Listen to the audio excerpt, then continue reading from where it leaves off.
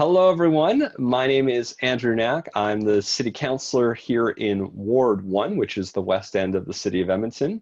And I've been doing a number of videos to engage community and business leaders about the work that's happening not just within the ward, but also across the city. And in particular, this conversation is very relevant because we are in the middle of Seniors Week. And so I'm joined today by Sheila Hallett, who is the Executive Director of the Edmonton Seniors Coordinating Council. And Sheila, if you don't mind introducing yourself to everyone, share a little bit about how long you've been involved and the work that goes on and what the Seniors Coordinating Council is all about. Great. Well, thank you for inviting me, Councillor Knack. And I've worked for the Seniors Coordinating Council for about 15 years now. And the organization was formed to really take a systems level view of what's happening in the senior sector and to be able to look at where there was opportunities to enhance services, to start addressing some of the gaps that may exist in services and programs, and to really encourage groups to be working together so that they can share what's working, we can evaluate what's not working, and we can look at ways that we can innovate together to address emerging needs in the community. So kind of that system level lens, and just understanding that there's lots of barriers that people encounter when it comes to trying to access what it is that they need to be able to age well in the community. And sometimes those are bigger issues that no one organization can solve on their own. So the Coordinating Council brings people to the table. It allows for focused discussion. It can really encourage some out-of-the-box thinking. It pulls in people from outside the seniors area, and it really puts the seniors' needs in the middle and figures out how can we as a community respond in the way that is the most effective and solves the issues that seniors are encountering. So we've been doing this for a while, and with lots of support from the City of Edmonton, of course.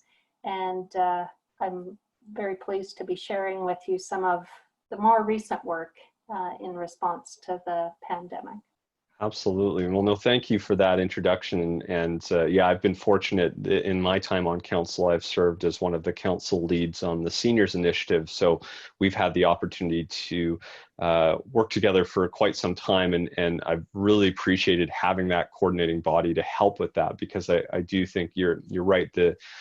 There are so many needs now when we talk about seniors. And I think something that I've really noticed evolved over time is the fact that we're not creating a one size fits all. The minute you hit the senior age, it doesn't mean you need the same things, right? I know that, and even age doesn't necessarily define that, because people's abilities at different ages changes and what they need in terms of support. So it's really great to see that view and make sure that there's a group that understands that wide variety of needs. So. And you touched on something I wanted to ask about, because of course we are still in the middle of a pandemic, and I know as we relaunch, we almost sort of forget that still. But yet we know that a lot of older adults can be at a higher risk, as we've seen in really worldwide. And so we shouldn't ignore that fact that this is still a very serious situation. But in terms of the Seniors Coordinating Council, how has COVID-19 impacted the work that you're doing? What have you been hearing from seniors who have been reaching out? So the work that we've focused on since the declaration of the pandemic is really being able to pull the executive directors together for meetings, sharing policies, helping coach their staff on how to use Zoom and Google as platforms for continuing some program delivery, but also the very important focus on critical services. So what we have done is created a coordinated pandemic response.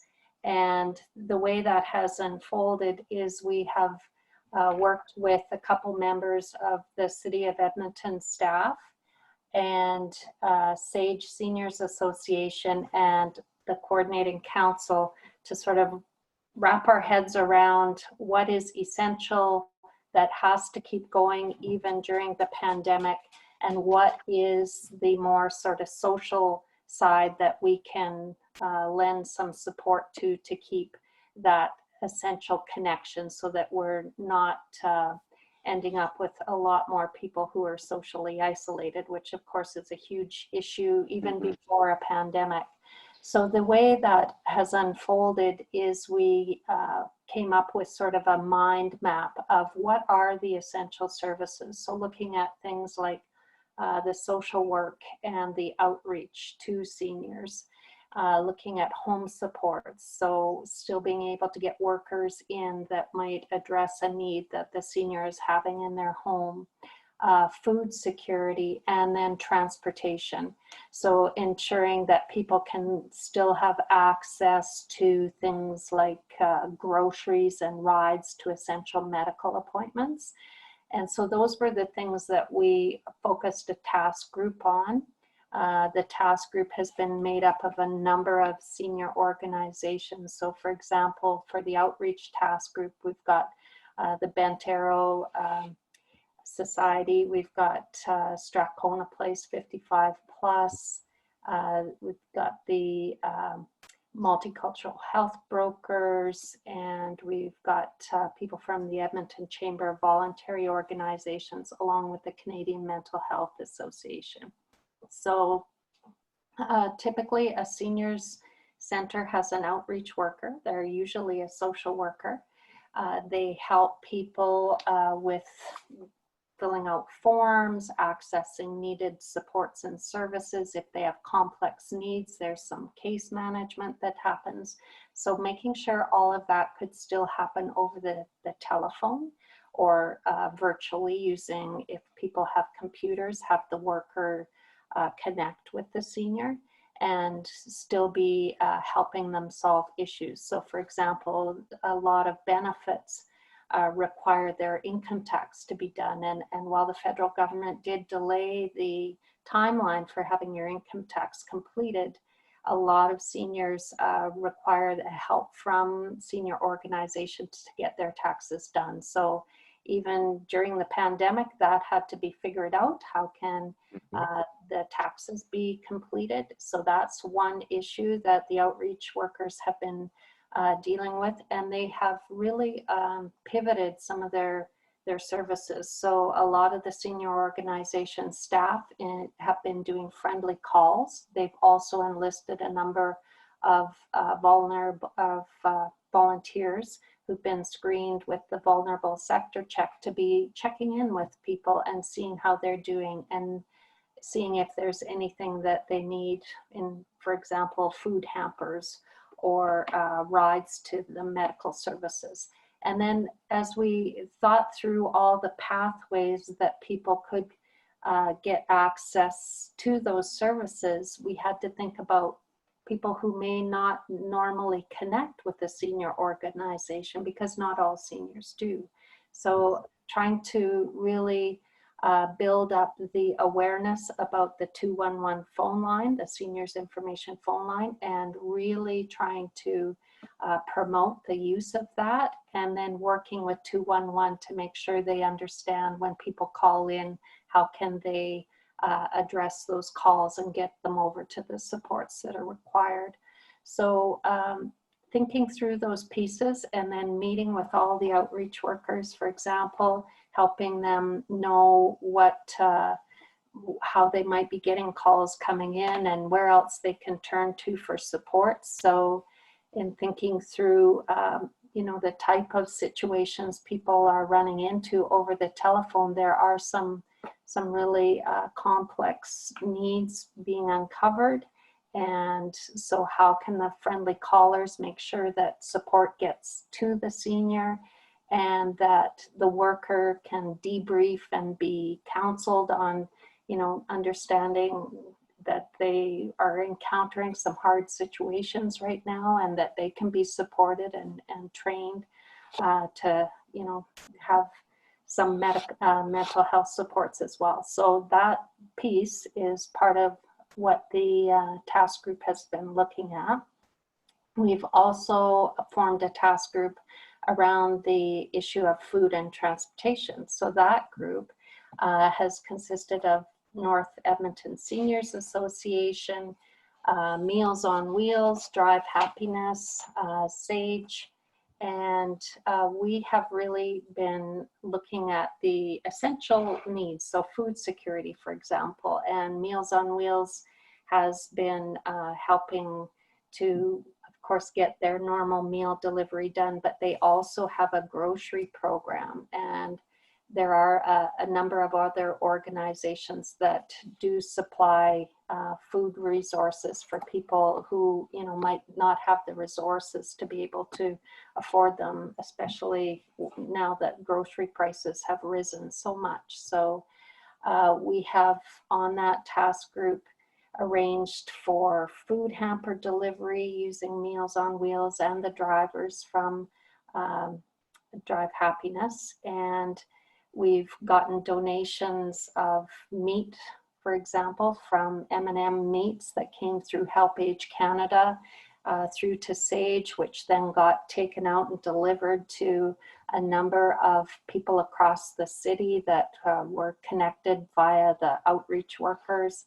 So a lot of seniors from multicultural health brokers, for example, got deliveries, and people are just so thankful right now that they're able to, make their dollars stretch a little further. And the other thing that the Meals on Wheels has done is arranged for an essentials kit. So this includes toiletry items that have helped people, to also stretch their dollars a little bit. So it includes things like facial tissue and shampoo and body wash and that sort of thing. So we've been putting together these kits using the age-friendly bags, and those have been delivered to people. We're also putting in a little information package that has a whole list of resources with phone numbers that people can call if they need extra help with food, with groceries,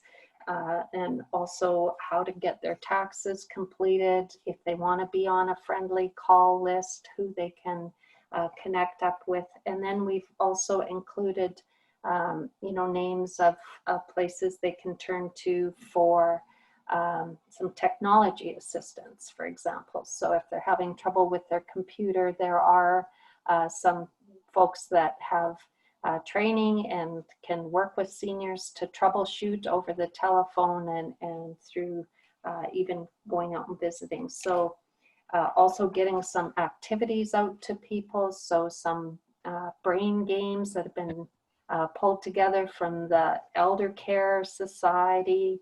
And we've also looked to a lot of our members who have been doing some really good work around virtual programming. Yeah. And so that's the third task group that was formed. And that is the Senior Center Without Walls, which is the Southside PCN, and the Alzheimer's Society. And they have been working with the Coordinating Council and SAGE and the city to really look at telephone programs. So seniors can call in. There's a whole calendar of things that are happening over the telephone. So they have things like exercise classes on the phone. They have storytellers. They have nutrition, talks. They have opportunities for some groups to talk to each other. So for example, the LGBTQ community, seniors community has a group that meets on the telephone using Senior Center Without Walls. So those are the type of things that we have been coordinating and being able to share those with the community so they understand how they can also access information. The other thing that we have done is because we have about 55 different organizations that belong to the Coordinating Council, we quickly, as the pandemic was declared, had them sharing information about how they were pivoting their services with us and with 211, and we've collated all that information on our website along with a whole bunch of other resources. So those are just some examples of the way that things have evolved during the pandemic. Wow, that's an extensive list, and really appreciate all the work that's gone into doing that in such a short amount of time too. I mean, I think, you know, we can't forget that this has really only been about 10 weeks or so, and yet this is all managed to be done in that time. So it's great to hear and great to know just how much thought has been going into this and how much how many different support options exist. Wanted to ask a little bit, and maybe this leads into some of the things that you've talked about that are being done right now because we're in the pandemic, might also be seen as potential opportunities as we rethink how we're going to provide services. And so do you have any thoughts around that, around what opportunities might exist from what's happening now to how we might do things in the future, whether it be through your organization specifically or through other groups that are serving seniors? I think just having to think through what is essential and how to really make sure that we're getting those pathways strong is something that we want to continue using, that mental model going forward.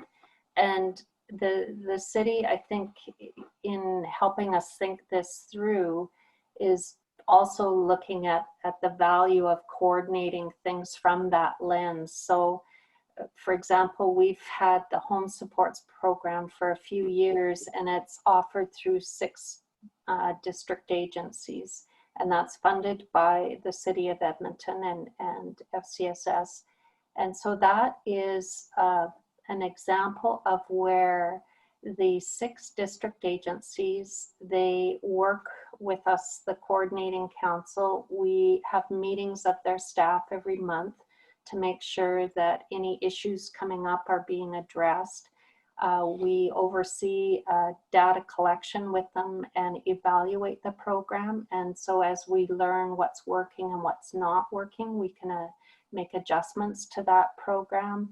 And the city was also able to give some funding that is used for a subsidy for snow removal, for example, for low-income seniors. So a person who, you know, still lives in their own home and is struggling to make ends meet, they can access a little bit of support from the city and be connected to service providers using the home supports program. We do the central promotion of that. So it's really an example of agencies working together to address a bigger issue together in a coordinated way. And so as I look to the future, I just think we know our economy has been challenged with this whole pandemic, and that the more we can share resources and mobilize them in a coordinated way and have people working together, the further those dollars stretch. And so that home supports example, I think, is something we could learn from and use it in other instances. So excellent. Yeah, it's a great point, and that program I know has been well received by many people who access it each and every year. And I really have 2 more questions I might sort of combine together, which relate to, as we move into the city of Edmonton as a whole in this relaunch and sort of reimagining how we're going to do things. I think the first question that I have is do you see your area, and that not just the Seniors Coordinating Council, but do you see seniors being included in the relaunch strategy and the conversations that are happening? And also on the other side, and hopefully the answer is yes, but even if it is yes, are there gaps from what have been happening so far? And yes, we're only 10 weeks into this, and so there's a lot more work to do, but there may be areas so far that you've looked at and said, you know what, we need to be aware of this because we're not yet working on it, and it's going to be something we have to tackle. Yeah, so because a lot of the senior centers, they're places that people love to go for a number of reasons. They have recreation opportunities, they have lifelong learning classes, they have social events, they have, the services of outreach, for example, and they are like a second home to a lot of people. They love going there. And so having those centers closed right now is really, it's challenging for people. They want to get back to seeing their friends and doing all the activities that they love. And as we understand the virus transmission and trying to think through what happens at a seniors organization and the risk and how to address that risk when we think about reopening, there's so many things to think about. And so, for example, the chief medical officer talks about, when an organization opens back up, they really discourage any sharing of food or beverages. So that's something that a seniors organization has to think through, because most of them had cafeterias or kitchens. And then, of course, they had a lot of card games. So people touching the same cards presents a different risk that this virus it affects. And so anything where there's any kind of shared equipment has to be revisited. And so having all the executive directors and the programmers meeting and talking about, okay, what can still happen after. So we've seen golf courses open in a way that they've addressed the risk. And so how can we help organizations do that in the seniors world? And then helping seniors understand that, because the disease is so highly contagious, and that people, they could be spreading it without even realizing it. And so is going out and being more active now, is that a risk they want to take? Because if you have any sort of other health condition, then you may not want to be going back to the places that you used to go to. And so everybody has to think those things through. And for senior organizations, that some of them are city run, some of them aren't. And so the ones that aren't, their boards have to think through those things, and the staff also has to, be considering how they're going to monitor people for symptoms, including their own staff, and use of protective equipment, and the sanitizing of high touch surfaces. And even like when we think about grocery stores, them having directional arrows, through the aisles. So